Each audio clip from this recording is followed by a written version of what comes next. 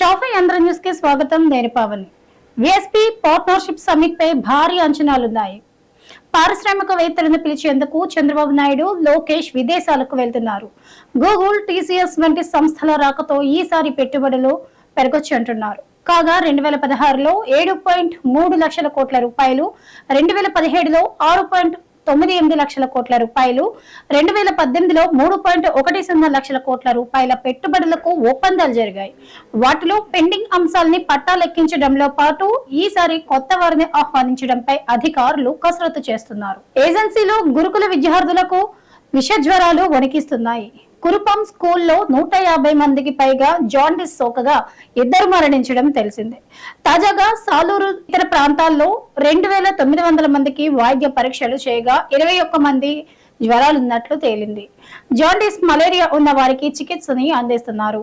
స్కూళ్లలో పారిశుధ్య లోపం, ఏళ్ల తరబడి మంచినీటి ట్యాంకులను శుభ్రం చేయకపోవడమే వీటికి కారణమని పేర్కొంటున్నారు. పిహెచ్సిలో వైద్యులు వెంటనే విధుల్లో చేరాలని వైద్యారోగ్య శాఖ కార్యదర్శి సౌరభ్ గౌర్ సూచించారు.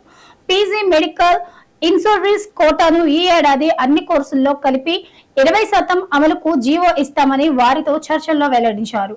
ట్రైబల్ అలవెన్స్ తదితర డిమాండ్ల పరిష్కారానికి ప్రభుత్వం సిద్ధంగా ఉందన్నారు.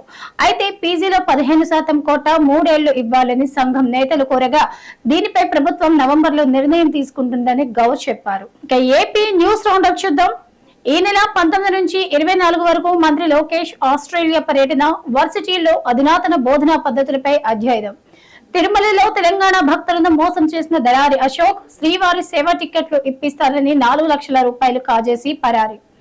పౌర సరఫరాల శాఖపై విమర్శలు చేసిన నెల్లూరుకు చెందిన కోటంరెడ్డి శ్రీనివాసరెడ్డి, వేమిరెడ్డి పట్టాభిరామిరెడ్డిపై టీడీపీ అధిష్టానం సీరియస్. ఇవాళ పార్టీ కేంద్ర కార్యాలయానికి రావాలని పిలుపు. ఇక coastal town Vizag beautiful city అని ఓ ఇంటర్వ్యూలో గూగుల్ సీఈఓ సుందర్ పిచాయ్ కొనియాడారు. విశాఖలో నెలకొల్పనున్న గూగుల్ ఏఐ డేటా సెంటర్ గురించి వివరించారు. $15 బిలియన్ పెట్టుబడి, 1 గిగావాట్ సామర్థ్యంతో అమెరికా బయట నెలకొల్పుతున్న అతి పెద్ద డేటా సెంటర్ ఇదేనని వెల్లడించారు. పీఎం మోదీ విజన్ వల్లే ఇది సాధ్యమైందన్నారు. పిచాయ్ వీడియోను మంత్రి లోకేష్ ట్వీట్ చేస్తూ హర్షం వ్యక్తం చేశారు.